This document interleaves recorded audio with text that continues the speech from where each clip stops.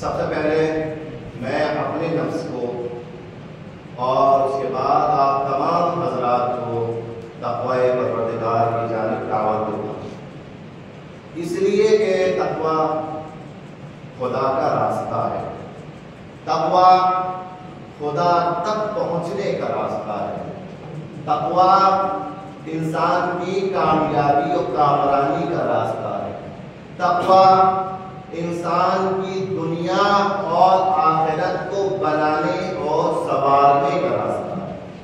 اس راستے پہ انسان چل سکتا ہے اور چل کر کامیاب ہو سکتا ہے، لیکن اس راستے کو چھوڑ کر انسان کی کامیابی کا کوئی تصور نہیں۔ انسان اگر کامیاب ہے خدا کی نگاہ میں تو تقوی کے راستے پہ چل کے کامیاب ہے۔ انسان ایک اور چیز جو اپنی زندگی میں دیکھتا ہے وہ یہ دیکھتا ہے کہ میں جس راستے پہ چل رہا ہوں اس راستے پہ مجھے کون ملے گا، کس کا ساتھ ملے گا مجھے۔ عزیزو، دو راستے ہیں، تقوی کا راستہ، اور اگر تقوی کا راستہ اختیار نہیں کیا تو دوسرا راستہ ہے گناہوں کا راستہ۔ ایک تقوی کا راستہ اور ایک تقوی کے علاوہ دوسرا راستہ۔ اگر تقوی کے علاوہ دوسرا راستہ اختیار کیا تو وہاں کون ملے گا؟ اس گناہوں کے راستے پہ گنہگار لوگ ملیں گے، بدکار لوگ ملیں گے، دنیا میں اللہ کے حکم کو پامال کرنے والے ملیں گے۔ اس راستے میں یزید و ابن زیاد جیسے افراد ملیں گے، خونی و حرملہ جیسے افراد ملیں گے۔ اس راستے میں فرعون و نمرود جیسے افراد ملیں گے، دشمنان اہل بیت جیسے، دشمنان زہرا جیسے افراد ملیں گے۔ یہ گناہوں کا راستہ ہے۔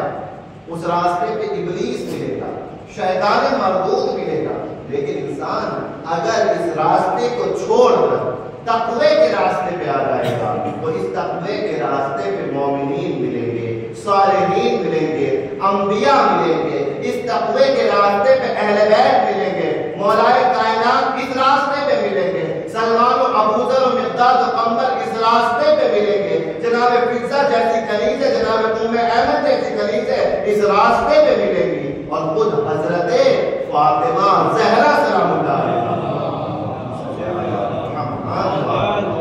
اس راستے پہ ملیں گی۔ یہ ہمیں طے کرنا ہے کہ کون سا راستہ ہمارے لیے بہتر ہے۔ وہ راستہ گناہوں کا کہ جہاں دشمنان اہل بیت بھی ہیں اور ہم بھی نہ چاہتے ہوئے ہیں، یا وہ راستہ کہ جہاں پر اہل بیت ہے اور اہل بیت کے دوستدار ہیں۔ سوال انسان کے اوپر ہے کہ انسان دونوں میں کس راستے کو چننا چاہتا ہے۔ جیسا راستہ چنے گا ویسے ہمراہی اس کو ملیں گے، ویسے ہمنشین اس کو ملیں گے۔ لہذا تقویٰ وہ راستہ ہے کہ جہاں انسان فاطمہ زہرا کے ساتھ ہے، جہاں انسان اہل بیت اطہار کے ساتھ ہے۔ اور آج کے دن حق ہے میں اس بات کو کہوں کہ اگر معنی پوچھا جائے تقوی کا کہ بتائیے تقوی کیا ہے، تو آج کے دن کی مناسبت سے ہم یہ کہہ سکتے ہیں تقوی یعنی فاطمہ زہرا سلام اللہ علیہا کا راستہ۔ تقوی یعنی اس بیوی دو عالم کا راستہ۔ اگر انسان چاہتا ہے کہ اس بیوی کے راستے پہ چلے، تقوی اختیار کرے انسان، گناہوں سے پرہیز کرے انسان۔ عزیزوں، یہ بیوی کون ہے؟ یہ بیوی کا ایک لقب کیا ہے؟ معصومہ۔ معصومہ عالم بیوی ہے، معصومہ کونین بیوی ہے۔ معصومہ یعنی اللہ نے جسے عصمت عطا کی ہو، گناہوں سے دور، ہر طرح کے رجس سے دور، ناپاکی سے دور، پلیدی سے دور، کوئی گناہ کبھی اس بیوی کے پاس نہیں آ سکتا۔ مگر یہ معصومہ ہوتے ہوئے بھی، معصومہ ہوتے ہوئے بھی، کیا معصوم کوئی گناہ کر سکتا ہے؟ نہیں کر سکتا، گنجائش نہیں رہتی۔ لیکن کمال عظمت فاطمہ زہرا یہ ہے کہ یہ معصومہ ہوتے ہوئے بھی تقیہ ہے۔ سمجھیے گا، معصومہ اللہ نے بنایا مگر خود اپنے اعمال کے ذریعے سے بیوی تقوی کی اس منزل پہ بھی پہنچی کہ جہاں انسان کو، آدمی کو متقی کہا جاتا ہے، تقی کہا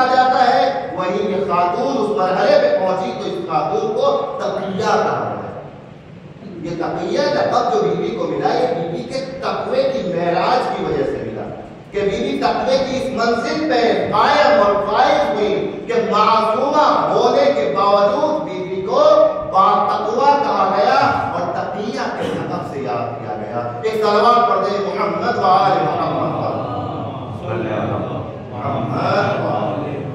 یہ آج کا دن منسوب ہے ہماری شہزادی سے اور میں آپ کی خدمت میں تمام شیعان حیدر کرار کی خدمت میں اور خصوصاً وقت کے امام کی خدمت میں آج کے دن کی تعزیت و تسلیت پیش کرتا ہوں. آج کا دن عاشورہ دوم ہے, دوسرا عاشورہ ہے. آج کا دن قیامت خیز دن ہے, مصیبت کا دن ہے. اہل بیت کے گھرانے پہ غم و اندوہ کا دن ہے. اہل بیت کے گھرانے میں آج کا دن عاشورہ سے کم نہیں ہے. فرق اتنا ہے عاشورہ میں بچوں کو شہید کیا گیا اور آج کے دن ماں کی شہادت کی. سب سے پہلے تعزیت پیش کرتے ہیں اس امام کو کہ تو آج تڑپ رہے ہوں گے پردہ بیٹھتے ہیں. اعظم اللہ لک العزاء یا صاحب الزمان بے مصیبت جد کا فاطمہ زہرا. اے مولا آپ کو تعزیت پیش کرتے ہیں اس مصیبت میں, خدا آپ کو اجر دے اس مصیبت پر اور صبر عطا فرمائے. سب سے زیادہ امام زمانہ کی غیبت میں جو سخت ایام گزرتے ہیں وہ یہی ایام ہوتے ہیں. اسی لیے کہا گیا خصوصاً روز عاشورہ یہ جملہ کا ہے اعظم اللہ لک العزاء یا صاحب الزمان. تعزیت پیش کریں, کوشش کریں کہ ہم امام کے دل کو تسلی دے سکیں ان جملوں کے ذریعے سے. اور آج بھی مولا کا حال خیر ہے. آج بھی مولا یقیناً تڑپ رہے ہوں گے اپنی جدہ ماجدہ کی مصیبت کو یاد کر کے. آج کا دن بھی ہم حق ہے کہ ایسے تعزیت پیش کریں مولا کی, ایسے عزاداری بیوی کی کریں کہ مولا کو بیوی کی تعزیت اور پرسہ پیش ہو جائے. لہذا آج کا دن منسوب ہے شہزادی کونین کی شہادت سے اور خصوصاً آج کا دن بیوی کی کنیزیں بھی اس مجمع میں موجود ہیں جو یقیناً حضرت زہرا کی زندگی سے ایک بہترین سنت ہے کہ جس طریقے سے حضرت زہرا بابا کے ساتھ دین کے تمام برناموں میں شرکت کرتی تھی, موجود رہتی تھی, یہاں تک کہ جنگوں میں شرکت کرتی تھی اور جو کام خواتین کے ہوتے تھے ان جنگوں میں وہ کام حضرت زہرا انجام دیا کرتی تھی. لہذا یہ آج کا دن بڑا اہم دن ہے. لہذا آج کے خطبے کو بھی میں نے اسی لحاظ سے بیوی سے منسوب کیا ہے. عزیزوں, پروردگار عالم نے جب خلق کیا انسان کو تو دو حصوں میں تقسیم کر دیا. ایک مردوں میں تقسیم کیا اور دوسری قسم بنائے صنف نسواں, خواتین. لیکن ان دونوں قسموں میں تبدیل کرنے کے بعد پروردگار عالم نے کہا کہ ہم نے انسان کو جوڑا جوڑا پیدا کیا ہے, مگر عبادت کے مرحلے میں پروردگار عالم نے اپنی طرف مقرب ہونے کے مرحلے میں دونوں کو ایک جیسا مقام دیا ہے. یہ نہیں کہا کہ مجھ سے مرد زیادہ قریب ہو سکتے ہیں اور خاتون قرب خدا زیادہ حاصل نہیں کر سکتی. نہیں, پروردگار عالم نے جیسے میدان عمل میں مردوں کو چھوڑا ویسے ہی خواتین کو چھوڑا اور چھوڑ کے بتایا کہ تم میدان عمل میں دونوں ایک برابر ہو. اب یہ نہ سمجھنا کہ میں افضل ہوں, یہ کمتر ہے. نہیں, تم میں سے دونوں میں سے افضل وہ ہے کہ جو خدا کے نزدیک زیادہ متقی بن جائے. اسی لیے عزیزوں, بعض دفعہ ہو سکتا ہے کہ خاتون کے ایمان و عمل کا درجہ زیادہ ہو اللہ کی نظر میں, شوہر کا وہ درجہ نہ ہو اللہ کی نظر میں. قرآن مجید نے مثال پیش کی ہے سورہ مبارکہ تحریم, اور اس سورہ کے آخر میں جب آیاتیں آپ پڑھیں گے تو پروردگار عالم نے 4 عورتوں کی مثالیں دی. 2 کامیاب عورتیں, 2 ناکام عورتیں. 4 عورتوں کی مثالیں دی. کس طریقے سے, کتنی خوبصورتی سے مثالیں دی. بسم اللہ الرحمن الرحیم. ضرب اللہ مثلا للذین کفروا. پروردگار عالم مثال دے رہا ہے لوگوں کے لیے. کن کے لیے؟ کافروں کے لیے. کن کی مثال؟ امرأۃ نوح و امرأۃ لوط. نوح کی بیوی کی مثال اور لوط کی بیوی کی مثال. ان دو بیویوں کی پروردگار نے مثال دی. یہ دونوں بیوی تھی. کس کی بیوی تھی؟ کانتا تحت من عباد من الصالحین. یہ دونوں کی دونوں میرے صالح بندوں کی کفالت میں تھی. دونوں میرے صالح بندوں کی زوجیت میں تھی. کتنے مبارک بندے، کتنے بڑے پروردگار عالم کے متقی و پرہیزگار تھے کہ اس سے سمجھ میں آتا ہے کہ دونوں پیغمبر تھے اپنے زمانے میں. جناب نوح پیغمبر تھے، جناب لوط پیغمبر تھے، مگر دونوں بیویاں پیغمبر کے گھر میں رہی تحت عبدین صالحین. دونوں صالح بندوں کے گھر میں رہی، مگر خانتہما، ان دونوں بیویوں نے اپنے شوہر سے خیانت کی. مفسرین کہتے ہیں یہاں خیانت سے مراد خیانت اعتقادی ہے. ایک شوہر ہے کہ جو پوری دنیا کو اللہ کی وحدانیت کا، کامیابی کا، تقوی کا درس دے رہا ہے، اور ایک کسی شوہر کی بیوی ہے جو خود اپنے شوہر کی بات پر عمل نہیں کر رہی، جو خود اپنے نبی شوہر کی بتائی ہوئی باتوں پر عمل نہ کر کے اپنی زندگی کو شریعت سے دور گزار رہی ہے. تو مثال آپ نے دیکھی، جناب نوح کی بیوی، جناب لوط کی بیوی، پیغمبروں کی بیوی، مگر عقیدہ وہ ہرگز نہیں تھا جو پیغمبر کا عقیدہ تھا. روایت کہتی ہے کہ جناب نوح کے گھر میں ایک شخص آیا بہت دور سے. دیکھیں کیا عقیدہ تھا، کیا عقیدہ تھا. ایک شخص آیا، آنے کے بعد کہتا ہے جناب نوح کی بیوی تھی کہ میں اللہ کے نبی سے ملنے آیا ہوں. تو غصے میں آ گئی، کہنے لگے کون سا نبی، کیسا نبی، کیا کام ہے اللہ کے نبی سے؟ کہا میرے گاؤں میں قحط آ گیا ہے، میں چاہتا ہوں اسے دعا کراؤں تاکہ میرے گاؤں میں بارش آ جائے، لہذا مجھے اجازت دے، بتائے کہاں ہے نوح، میں ان سے دعا کرانا چاہتا ہوں.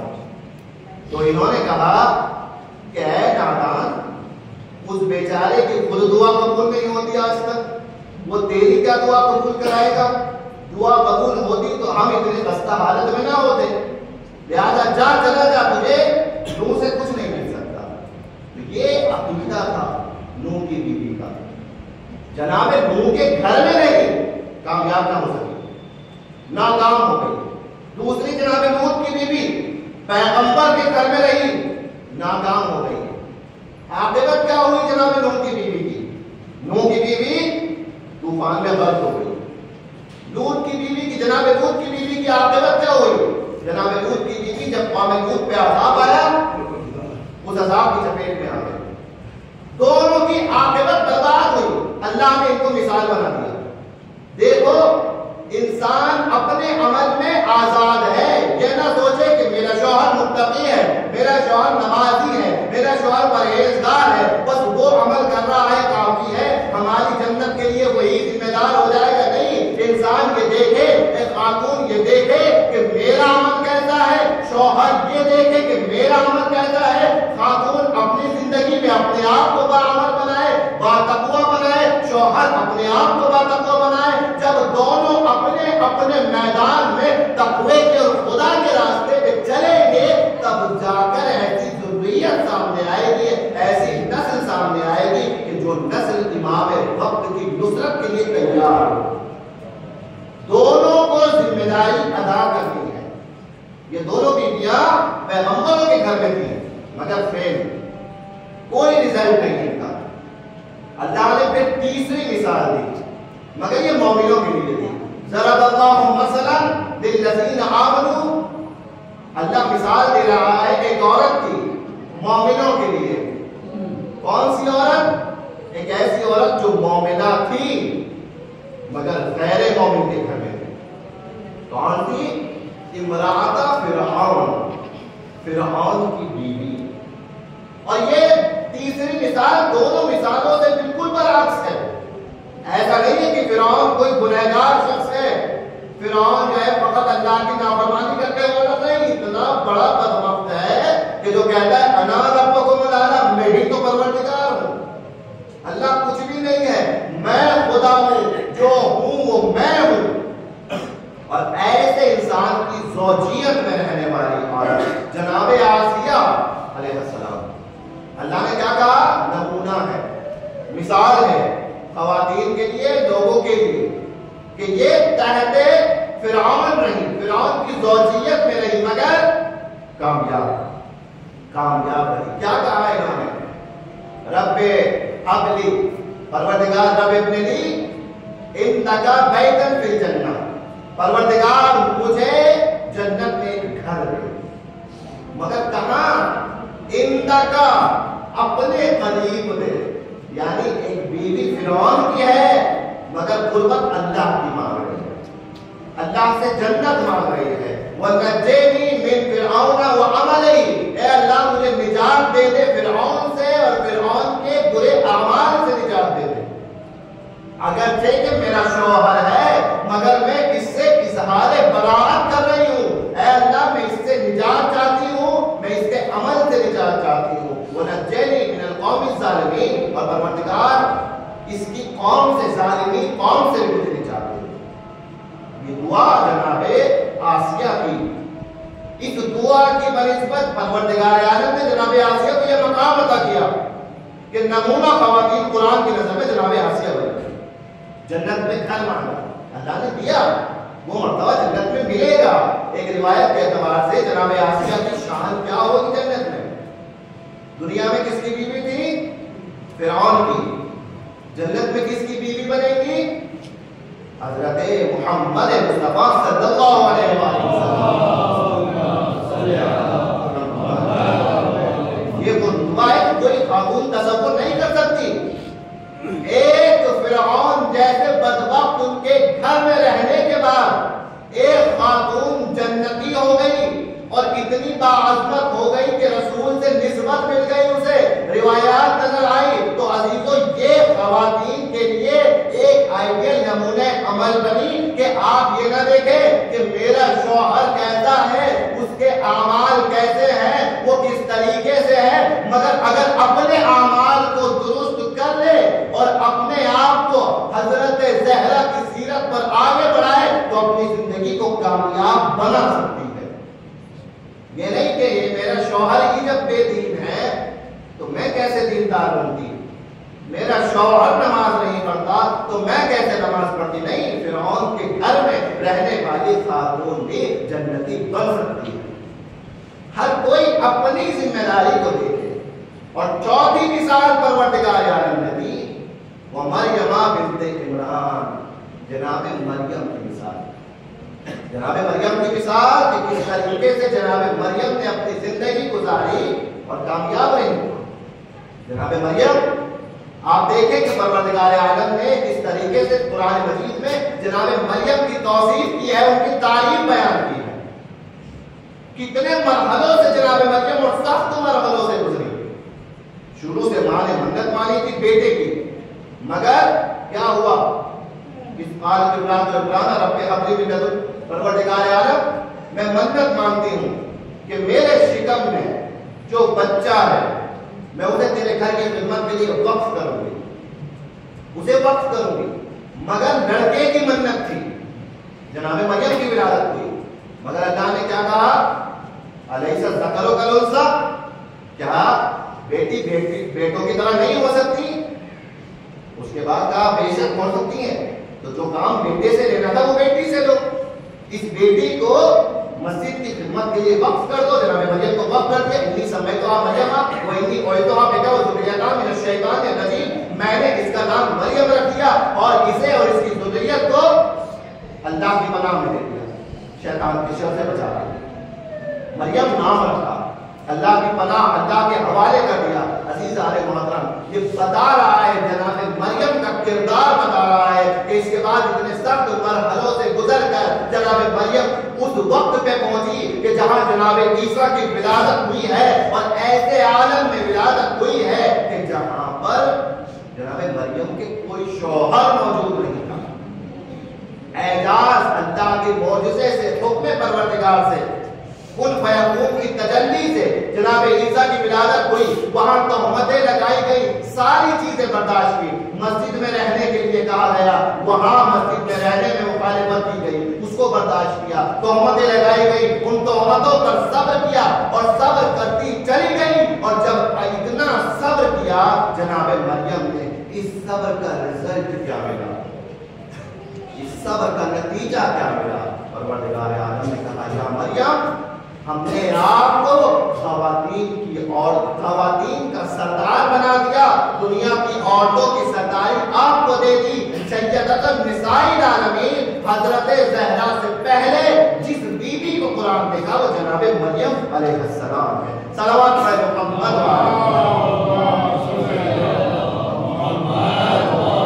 مگر اسی بارے میں جب جناب فاطمہ زہرا سلام اللہ علیہا سے گفتگو ہوئی، رسول خدا نے جب بیوی سے کہا کہ فاطمہ کیا آپ راضی نہیں ہے اس پر کہ آپ کو اللہ نے خواتین کی سرداری دے دی، سیدۃ النساء العالمین بنا دیا، تو بیوی نے کہا کہ بابا جان مگر سرداری تو مریم کو عطا ہوئی تھی۔ سیدۃ النساء العالمین قرآن نے مریم کو کہا، تو یہاں پروردگار عالم کے حکم پر رسول خدا کی حدیث نے قید لگا دی اور اس حکم مطلق کو مقید کر دیا کہ حدیث رسول قرآن کے حکم مطلق کو مقید کرتی ہے کہ یہ حکم مطلق نہیں تھا، مریم کی سرداری مطلق نہیں تھی۔ اے فاطمہ، مریم اپنے زمانے کے خواتین کی سردار تھی، مگر آپ ہر زمانے کی خواتین کی سردار ہیں، اور آپ اس دنیا میں بھی خواتین کی سردار ہیں، اور آپ جنت میں بھی خواتین کی سردار ہیں۔ ایک صلوات پڑھتے ہیں محمد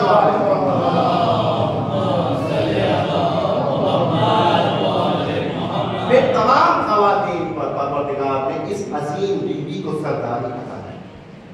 کیسی سرداری عطا کی؟ عزیزان محترم، سردار کیسے بنتا ہے؟ سردار ووٹنگ سے نہیں بنتا، یہاں سردار صلاحیتوں سے بنتا ہے، سرداری صلاحیتوں سے ملتی ہے۔ تمام خواتین کی سرداری بیوی کو مل گئی، اس کا مطلب یہ ہے کہ بیوی تمام دنیا کی خواتین کے لیے آئیڈیل اور نمونہ عمل بن گئی۔ اب اگر کسی خاتون کو اپنی زندگی کامیاب کرنی ہے تو اپنی زندگی کا نمونہ عمل حضرت زہرا کو بنانا ہوگا۔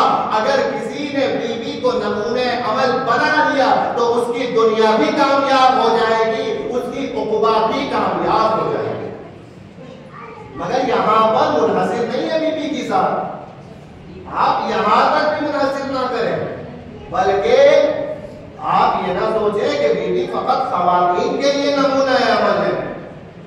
مردوں کو بیوی سے کیا فائدہ؟ کوئی فائدہ نہیں ہے، ہرگز ایسا نہیں ہے۔ بیوی جہاں خواتین کے لیے نمونہ عمل ہے، وہاں مردوں کے لیے بھی حضرت زہرا کی زندگی آئیڈیل ہے، یعنی وہ مشترکہ سیرت ہے، وہ مشترکہ نمونہ عمل ہے بیوی، کہ جہاں بیوی کی زندگی کو دیکھ کر ایک عورت بھی اپنی زندگی کامیاب کر سکتی ہے، وہی بیوی کی زندگی پہ غور و فکر کر کے اور بیوی کی زندگی سے سبق لے کے ایک مرد بھی اپنی زندگی کو سعادت کے راستے پہ بڑھا سکتا ہے۔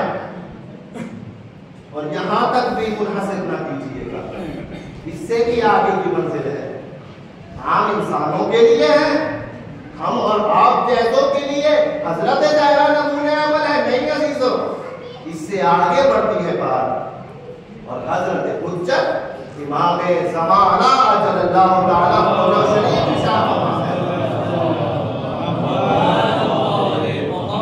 لی فبرت رسول اللہ اسوۃ حسنہ، 12ویں امام نے فرمایا کہ میرے لیے بھی حضرت زہرا کے ساتھ نمونہ عمل ہے۔ عزیزو، وہ فاطمہ کہ جو خواتین کی فقط تمام خواتین کے لیے نمونہ عمل نہیں بنی بلکہ مردوں کے لیے بھی نمونہ عمل بنی، وہ فاطمہ کہ جو فقط مردوں اور خواتین اور عورتوں کے لیے ہی نمونہ عمل نہیں بنی بلکہ عام انسانوں کے علاوہ امام زمانہ کے لیے بھی نمونہ عمل بن گئی۔ اس فاطمہ کی عظمت کا کیسے اندازہ لگایا جا سکتا ہے؟ وقت کا امام کہتے ہیں یہ بیوی میرے لیے بھی نمونہ عمل ہے۔ کیسے؟ کہ جیسے ولایت کو بیوی نے بچایا، جیسے دین کو بیوی نے نشر کیا، مجھے بھی آگے وہی کام کرنا ہے، کوئی اور کام نہیں کرنا، مجھے وہی کام کرنا ہے۔ یہاں سیرت سے سب سے پہلا سبق میں آج اس خطبے سے دینا چاہتا ہوں، چاہے خواتین ہوں چاہے حضرات ہوں، پہلا سبق اس بات کو سمجھیں کہ ہماری خواتین کی سب سے اہم ذمہ داری کیا ہے۔ اس بات کو سمجھیں، سب سے اہم ذمہ داری کیا ہے؟ ہو سکتا ہے سب کے نظریات الگ الگ ہو، کوئی یہ کہے کہ گھر کو سجانا سنوارنا یہ ان کی سب سے بڑی ذمہ داری ہے، اگر گھر کا سنوار سکی تو کیا ہوگا، فائدہ کیا ہے، اچھا کھانا بنا کے کھلائے، اچھی جھاڑو لگائے، کپڑے صاف دھلتی ہو، یہ سب سے بڑی ذمہ داری ہے ان کی، یا ماں باپ کی ہمارے خدمت کرے، ہمارے بھائی بہنوں کے کام انجام دے، یہ سب ذمہ داری ہے۔ نہیں عزیزان گرامی، یہ تمام ذمہ داریاں اللہ نے ان پر عائد نہیں کی ہے، یہ اخلاقی طور پہ انجام دیتی ہے، مگر اگر پوچھا جائے کہ سب سے بڑی ذمہ داری ہمارے گھر کی خاتون کی کیا ہے، تو ایک شریعت جواب دے گی کہ سب سے بڑی ذمہ داری جو اس خاتون کے کاندھوں پر پروردگار نے ڈالی ہے وہ یہ ذمہ داری ہے کہ ایک بہترین اور کامیاب اولاد تربیت کر کے معاشرے کے حوالے کرے۔ اس سے بڑی ذمہ داری نہیں ہے عزیزوں، کامیاب اولاد بہترین اولاد تربیت کرے، معاشرے کے حوالے کرے۔ ہمیں کیا ضرورت، کس چیز کی ضرورت ہے؟ ہمیں سب سے زیادہ ایک ایسی اولاد کی ضرورت ہے کہ جو اولاد اگر ظہور امام ہو جائے تو امام کے لشکر میں امام کا سپاہی بن سکے، وہ بیٹا وہ بیٹی، اور بیٹا بھی سپاہی بنے گا بیٹی بھی سپاہی بنے گی، کوئی فرق نہیں ہے امام زمانہ کی نظر میں۔ یہ نہ سوچے کہ امام کے لشکر میں فقط بیٹے جائیں گے بیٹیاں نہیں جائیں گی، نہیں، اگر بیٹے ہوں گے وہاں تو اپنے طور سے بیٹے خدمت اپنے انداز میں کریں گے اور بیٹیاں اور خواتین اپنے انداز میں امام کی خدمت کریں گی۔ تو یہ ذمہ داری کس کی ہے؟ یہ خاتون کی سب سے بڑی ذمہ داری کہ بہترین اولاد کی تربیت کر کے معاشرے کے حوالے کرے۔ اپنے گھر کو، دوسری سب سے اہم ذمہ داری خواتین کی، اپنے گھر کے ماحول کو مذہبی اور اسلامی ماحول بنانا۔ ہماری سب سے بڑی کمی عزیزان محترم کیا ہے؟ وہ یہ ہے کہ ہم نے اسلام کو کہاں محدود کیا؟ یا مسجد یا عاشور خانہ، بس یہاں محدود ہے۔ اسلام کے کام کہاں ہے؟ بھائی اسلام کے نام پہ جو بھی چیز ہونی ہے، مسجد میں چلے جائیے وہاں نماز ہوگی، مجلس ہوگی، محفل ہوگی، عاشور خانے میں چلے جائیے دعائیں مانگیے، یہاں تک اسلام محدود ہے۔ نہیں عزیزان محترم، اسلام کو یہاں سے نکال کر اپنے اپنے گھروں تک پہنچائیں، اور یہ خواتین کی بھی ذمہ داری ہے، یہ مردوں کی بھی ذمہ داری ہے، اور بنسبت زیادہ خواتین کی ذمہ داری ہے۔ اور دوسری اہم ذمہ داری ہے کہ اپنے گھر کو مذہبی ماحول میں کریٹ کریں، اپنے گھر کے ماحول کو اسلامی اور دینی ماحول بنائیں کہ وہاں گھر کے اندر ایسا نہ ہو کہ بے دینی کی اور گناہ کی باتیں ہوتی ہو اور دین کا کوئی تصور نہ ہو۔ جیسے مسجد اور عاشور خانہ ہے ویسے ہی دین ہمارے گھروں میں پہنچنا چاہیے۔ عزیزو، ہماری ذمہ داری یہ ہے کہ ہم اس دین کو اپنے گھروں تک پہنچائیں، یہ دوسری ذمہ داری ہے عزیزان۔ اور کیسے ادا ہوگی یہ ذمہ داری؟ کس طریقے سے ادا کرنی ہے؟ اس ماحول کو بنانا ہے، اس ماحول کو تبدیل کرنا ہے، اپنے گھروں تک دین پہنچانا ہے۔ کسی بھی بہانے سے ہفتے میں ایک دن 5 مومنین 10 مومنین اکٹھے ہوں، حدیث قصہ کے بہانے گھر کے اندر علمی نشست ہو، حدیث قصہ ہو، علمی باتیں ہوں۔ آج میرا گھر ہے مولانا، اگلے ہفتے اس کے گھر میں بیٹھنا ہے، اس سے اگلے ہفتے اس کے گھر میں بیٹھنا ہے۔ عزیزو، ہمیں گھر تک دین پہنچانا ہے۔ دعائیں نطبہ کا پروگرام ہے، دعائیں نطبہ مسجد کے لیے نہیں ہے عزیزو، گھروں کے لیے ہے۔ مثلا ایک مومن آبادگی کا اظہار کرے کہ مولانا ہمارے گھر میں 5-6 مومنین آ جائیں، دعائیں نطبہ ہے، دعائیں توسل ہے، حدیث قصہ ہے، یا مثلا علمی نشست ہے۔ اسی بہانے سے ایک آدھ علم دین کے مسئلے مسائل لوگوں کے بیچ بیٹھ کے بتانے کا موقع ملے گا۔ یہ ماحول بنانے کی ضرورت ہے، بنانے کی ضرورت ہے، اور بنے گا کوشش کرنے سے بنے گا۔ یہ نہ دیکھیے کہ ہمیں مثلا کوئی زیادہ بات نہیں ہے، ہمیں چائے پلانی پڑے گی، خرچہ کرنا پڑے گا، نہیں عزیزان محترم، اگر کچھ خرچہ کریں گے بھی تو پروردگار آپ کو اس کا دوہرا اجر دے گا۔ ایک اجر اس بات کا دے گا کہ آپ کے گھر میں ذکر ہوا ہے، ایک اس بات کا اجر دے گا، اور دوسری یہ اس بات کا اجر دے گا ایک سنت حسنہ آپ کے ذریعے سے قائم ہوگی جس کا حل آپ کی نسلوں کو ملے گا۔ آپ سمجھ نہیں سکتے اس کا فائدہ ابھی نہیں ملے گا، آپ آنے والے سال میں جب دیکھیں گے تو اگر یہ ماحول بن گیا ہے تو آنے والے سال میں ہمارا معاشرہ، آنے والے وقت میں ہمارا معاشرہ بدل کر علمی معاشرہ اور مذہبی معاشرہ ہو جائے گا۔ عزیزو یہ ذمہ داری ہے، اسی طریقے سے اور ذمہ داری ہے کہ حضرت زہرا نے جتنا چاہا علم کی طرف لوگ آئیں، دین کی طرف لوگ آئیں، اتنا ہم آج دین سے دور ہو رہے ہیں، علم سے دور ہو رہے ہیں۔ ہماری ذمہ داری ہے کہ آج ہم نے اگر نمونہ عمل بیوی کو بنایا ہے تو ہم دین کو پڑھیں، دین کو سمجھیں، علم حاصل کریں۔ یہ بچوں کی ذمہ داری بھی ہے، یہ بزرگوں کی ذمہ داری بھی ہے، یہ بڑوں کی، یہ مردوں کی ذمہ داری بھی ہے، یہ خواتین کی ذمہ داری بھی ہے۔ اور ہم نے یہ دیکھا، یہ بیان ہونا چاہیے، یہ باتیں ہمیں پتہ لگنی چاہیے کہ ایسا نہ ہو ہم کچھ دوسری چیزوں میں اپنے وقت کو لگا دیں اور جو سب سے ضروری کام ہو وہ چھوٹ جائے۔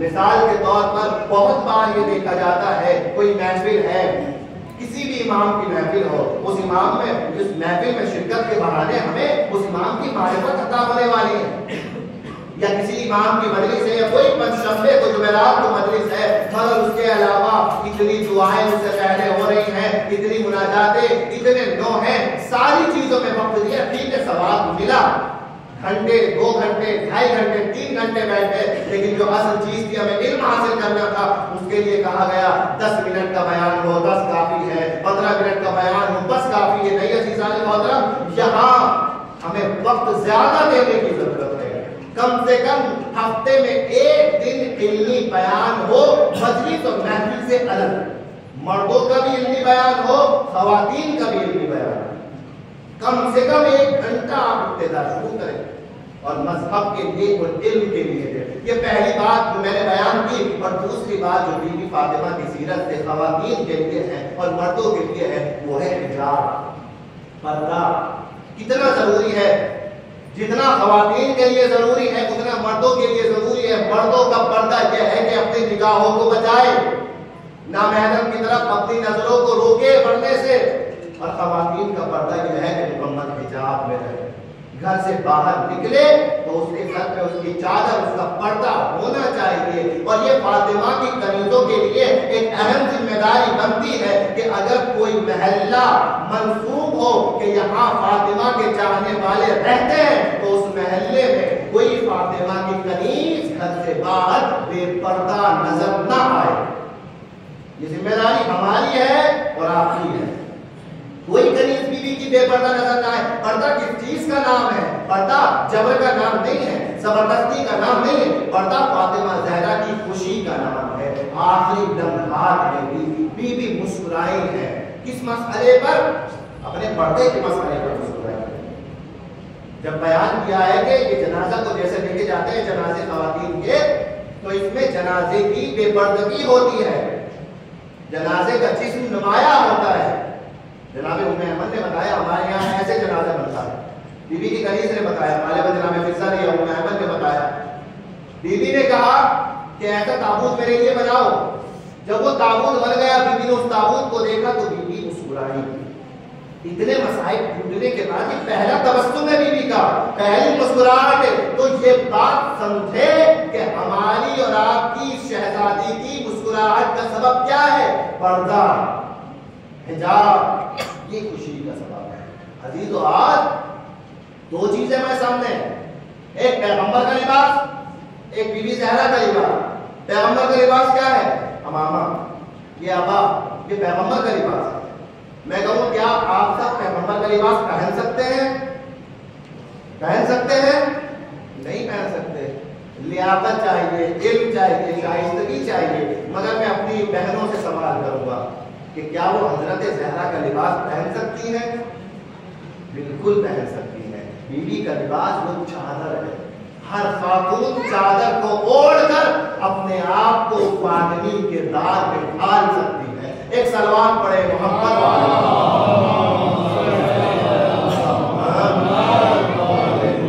لہذا ان سب مسائل کی طرف ضروری ہے کہ ہماری نگاہ ہونی چاہیے۔ حضرت موقع ہمیں ملنے چاہیے کہ جو بات ہم پہنچانا چاہتے ہیں وہ تمام افراد تک پہنچے، مردوں تک بھی پہنچے، خواتین تک بھی پہنچے۔ آج اگر یہ موقع تھا تو اس طریقے کے موقع ہونے چاہیے۔ اسلام نے کبھی بھی اس سے انکار نہیں کیا کہ خواتین اس طریقے کی چیزوں میں، نمازوں میں یا پروگرام میں شرکت نہ کریں، بلکہ تائید کی ہے اور تاکید کی ہے کہ شرکت کرنی چاہیے۔ اگر انتظامات درست ہو خواتین کے مطابق تو شرکت ہو، کیونکہ ضروری ہے جیسے پیغام آپ تک پہنچنا، اس سے زیادہ ضروری ہے پیغام گھر کی خواتین تک پہنچنا۔ آپ تک پیغام پہنچے گا، اپنی زندگی کو تبدیل کریں گے، گھر کی خواتین تک پیغام پہنچے گا، نسلوں کو تبدیل کریں گے۔ عزیزو، اسلام میں بھی اور ظاہری معاشرے میں بھی، دونوں جگہ پر اگر اولاد بگڑتی ہے تو زیادہ کلیم کس کو دیا جاتا ہے؟ کس کو دیا جاتا ہے یہ اولاد بگڑ گئی، غلط راستے پہ چلی گئی؟ کس کو؟ ماں باپ کو۔ اور ماں باپ میں بھی زیادہ کلیم کس کو جاتا ہے؟ ماں کو جاتا ہے، ماں کو جاتا ہے۔ سب سے پہلی ذمہ داری ماں کی ہے، کیونکہ ماں سب سے زیادہ اولاد کے سامنے ہے۔ باپ ہو سکتا ہے روزی کمانے کے لیے چلا گیا ہو، رات کو آئے تو سو جائے، وقت نہ دے پائے، البتہ باپ کو بھی وقت دینا ہے، لیکن سب سے زیادہ ذمہ داری ماں کی ہے۔ اولاد کی کامیابی ہو تو ماں کے اوپر بات آتی ہے کہ ماں نے محنت کری، اولاد ناکام ہو جائے تو ماں پہ حق آتا ہے ماں نے صحیح سے تربیت نہیں کی۔ اسلام نے بھی یہی تصویر دکھائی ہے۔ جناب نوح کی بیوی ڈوب گئی، اور بیوی کے ساتھ ساتھ کون ڈوبا؟ بیٹا ڈوبا۔ مگر بیٹا ڈوبا تو یہاں بتائیے کہ کس کی تربیت میں کمی تھی، باپ کی یا ماں کی؟ باپ پیغمبر تھا، پیغمبر کی تربیت میں کمی نہیں ہو سکتی۔ یہاں اس کی تربیت دیکھی جائے کہ جو اس بیٹے کے ساتھ ڈوب گئی، خود بھی ڈوبی اور اپنی اولاد کو بھی ڈبویا۔ یہ تربیت ماں کی اتنی اہم ہے عزیزو۔ ہماری گزارش یہ ہے کہ جو باتیں آپ تک پہنچتی ہیں وہ وہاں تک بھی پہنچے، تاکہ مکمل طور پر مقصد فاطمی ادا ہو اور دین کی ذمہ داری کو ہم پورا کر پائیں۔ جو کچھ بھی کہا گیا، جو کچھ بھی سنا گیا، دعا کرتے ہیں پروردگار عالم کی بارگاہ ہمیں پروردگار ان سب پر ہمیں عمل کرنے کی توفیق عطا فرما۔ جتنے مومنین پروردگار تیری بارگاہ میں حاضر ہیں، ان کی نیک دعاؤں کو مستجاب فرما، ان کی جملہ تمام پریشانیوں کو دور فرما۔ پروردگار جو بھی دعائیں رکھتے ہیں پروردگار ان کی دعاؤں کو مستجاب فرما۔ تمام عالم اسلام میں امن و امان قائم فرما۔ خصوصاً پروردگار اس وقت سیریا کے حالات صحیح نہیں ہے، اس وقت فلسطین اور لبنان کے حالات جو دن بدن خراب ہے، اور خصوصاً پالاچینان کے حالات، تمام مومنین کے لیے، تمام مسلمانوں کے لیے دعا کریں۔ حضرت زہرا کا واسطہ پروردگار تمام مسلمانوں کو، تمام مومنین کو پروردگار ہر بلا سے، ہر مصیبت سے محفوظ فرما۔ جتنے بھی دشمنان اسلام جس طریقے سے بھی دشمنی کر رہے ہیں پروردگار ان کو دنیا سے نصف و نابود فرما۔ بارکت واسطہ محمد کا امام زمانہ کے ظہور میں تعجیل فرما، ہم سب کو امام کے ناصروں میں شمار فرما۔ ربنا تقبل منا انك انت السميع العليم۔ بسم الله الرحمن الرحيم۔ والعصر ان الانسان لفی خسر الا الذين آمنوا وعملوا الصالحات وتواصوا بالحق وتواصوا بالصبر۔